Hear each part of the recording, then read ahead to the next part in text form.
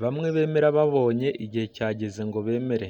Tugarutse mu mushinga wa Pi Network, aho tugiye kwibanda cyane ku isoko rya Pi chainmall rizakorana n'uyu mushinga cyangwa se bikorana n'uyu mushinga bya hafi kugira ngo ribashe gucuruza PI.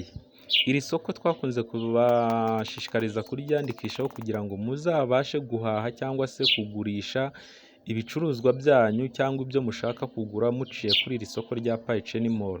Murabona ko guhera ku itariki 10 z'ukwezi kwa 11 2022 iri soko ryabaye mpuzamahanga cyangwa ku ruhando mpuzamahanga mu bihugu byose.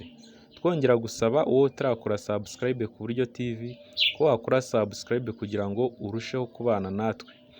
Wakora like, share na comment, nabyo biba bikenewe kugira ngo ibintu birusheho kugenda neza.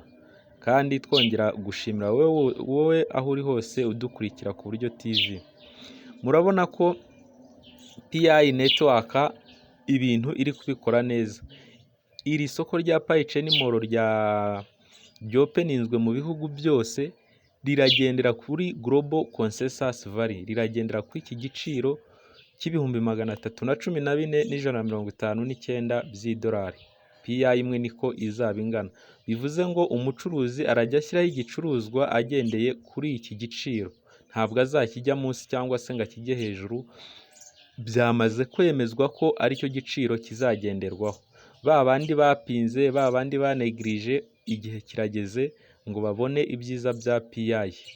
Igihe kirageze ngo babone ko wowe wamayininze utatakazaga igihe, utata umwanya wawe, ahubwo hari ibyo washakaga kugeraho kandi uyu munsi bikaba byagiye mu buryo. Niba PI imwe ingana n'ibihumbi 314,159 ni ibintu by'agaciro. Murabona ko ku isoko byatangiye kumera neza. Iyi ni kamera, iki ni igitenge, murabona agaciro babihaye. Ahangaha wahaha ukagurisha ukoresheje PI zawe ugendeye ku giciro cya GCV cy'ibihumbi 314,159 by'idolari. Murakoze, mugire ibihe byiza. Twavugaga kuri Pi chainmall.